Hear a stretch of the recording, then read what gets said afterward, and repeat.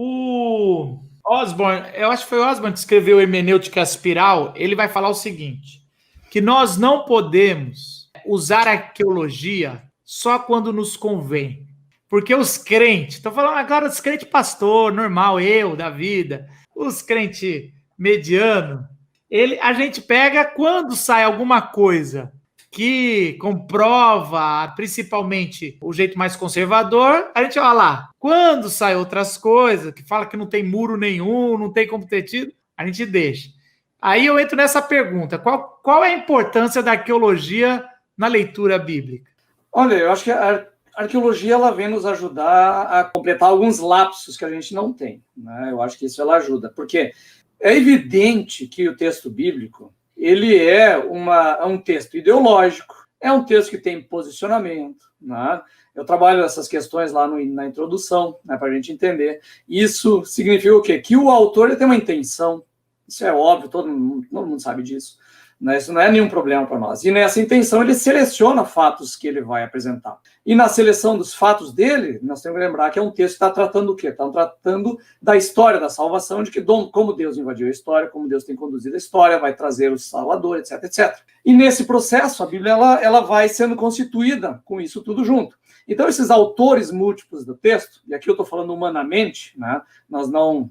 Você fala toda hora da hermenêutica, fala de escrita de texto bíblico, o Paulo On também falou disso, né? O texto não é psicografado, né? Não é Chico Xavier, veio o Espírito Santo e baixa na pessoa e ele fala, não, ele é escrito na contingência da história, né? Então, esse texto ele vai emergindo com uma intencionalidade. Essas intencionalidades são o quê? Vão mostrar principalmente o quê? A relação de piedade dos reis, por exemplo. Vou pegar só o exemplo dos reis. O que é um bom rei e o que é um mau rei? O bom rei é o Deus que adora Yahweh, que adora o Deus libertador do Egito. Esse é o bom rei. O mau rei é o que cai na idolatria. Ponto. Não tem a ver com política externa, não tem a ver com economia, não tem a ver com nada disso. Então, essa é a marca desse texto, dessas narrativas lá dos reis. Então, o que acontece? Quando você pega um Ezequias, é um ótimo rei, né? Porque ele foi fiel a Deus, foi invadido lá pela Síria, né? Só que o que acontece? Se olhar da ótica da história e se fosse um jornalista moderno analisar os fatos, ia dizer assim, mas o que é isso? Que rei é esse que deixa a religião predominar sobre os interesses da nação e entrega a nação para um inimigo poderosíssimo, né? Como se fosse, sei lá, né,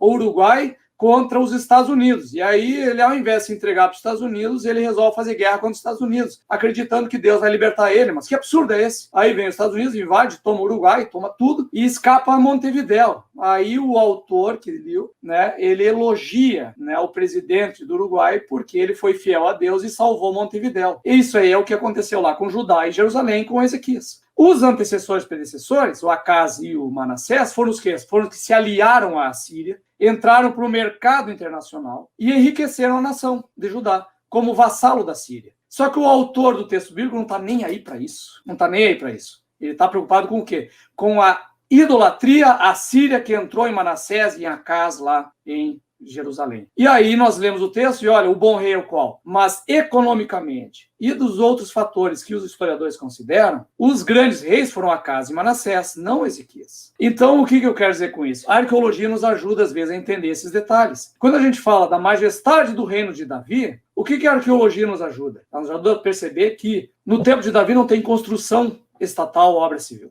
As casas são o mesmo sistema dos juízes, pequenas casinhas construídas em círculos, com as casas voltadas para dentro, e a parte de trás das casas faz a murada. Toda Judá é assim, todo Israel é assim. Então, a grande dimensão do Império de Davi, nós temos que botar dentro de uma perspectiva mais realista. O que é a grandiosidade para nós? E o que é a grandiosidade para eles? Talvez alguma coisa tenha que mudar do que nós entendemos do texto bíblico. Talvez o que eles falem de grandioso não é o que nós entendemos como grandioso.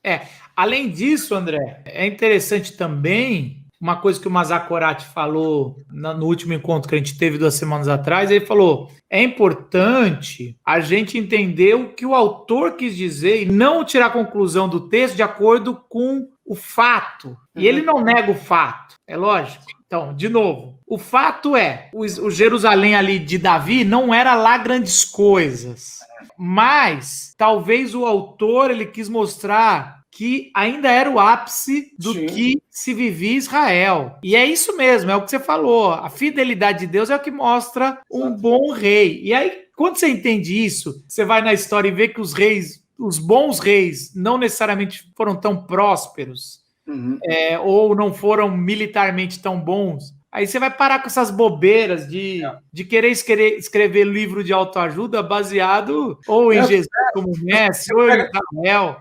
O rei mais elogiado, tirando Davi, né, é Josias. Josias é o cara que faz a reforma religiosa, né, tenta trazer Israel de volta para o culto de Deus, não sei o que, não sei o que, não sei o que. O final dele é ridículo. Né? O Egito está passando para enfrentar a Síria, ele se bota na frente aqui, tu não vai passar. Tipo o Senhor dos Anéis lá, né? Não vai passar. E pá, pronto. Né? O cara morreu na luta contra o faraó, porque numa peleia que não tinha nada a ver, sabe? Uma imbecilidade estratégica, uma coisa ridícula, né? Então você vê essas coisas, né? A própria narrativa, quando você pensa assim, ó, por isso que eu falo muito da questão da imaginação, tem que imaginar de novo, porque a gente está impregnado de filmes, de ilustrações e tal. Você pega o Êxodo, por exemplo, o pessoal entrando em Canaã, pessoal armado de escudo, de espada e tal. Cara, da onde que um bando de escravos saindo do Egito vai estar com um escudo de metal, com espada, não sei o quê? Tu chega na época do Saul, você descobre que eles têm 2 espadas em Israel inteiro, e você vai imaginar que numa saída do êxodo, escravos chegando depois de 40 anos no deserto, eles vão ter armamento militar para entrar em Canaã, sabe? Aí você vai lendo os textos bíblicos e vê esse povo todo aterrorizado de ver as muralhas e os gigantes lá de Canaã. Aí você fica pensando toda essa coisa literal, sabe? É porque eles tinham muralhas gigantescas e que era João e o pé de feijão, sabe? Do lado do gigante que eles têm que enfrentar. Gente, a altura média do hebreu, do judeu na antiguidade era 1,65 m, sabe? Um monte de escravo desnutrido no deserto, chegando lá nessas condições, só se Deus derrubasse as muralhas. E não precisava ser umas grandes muralhas. Tinham muralhas realmente razoáveis, né? Boas lá em Canaã. Mas não eram as muralhas de Nínive, por exemplo. Não era a potência de Babilônia. Né? Então, eles tinham algo a enfrentar, mas dentro da condição deles, de uns nanico desnutrido e desarmado. E é isso que tem que ser lei em Josué. E colocado nessa forma, André, aí dá para entender por que não se acha essas muralhas na arqueologia. Porque não era mais uma visão do povo que estava desnutrido, que era gigante, era só Deus mesmo, eles têm razão. Nós nos vimos como gafanhotos diante deles.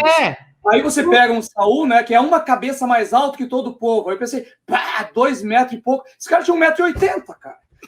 Entendeu? Eu era mais alto do que Saul, fiquei feliz. Como diria Rubem Alves, todo ponto de vista é a vista de um ponto. Claro. E não tá errado da pessoa falar, ó, isso aqui é o ponto de vista deles, e é mesmo, são gigantes. Claro. Mas aí tá claro.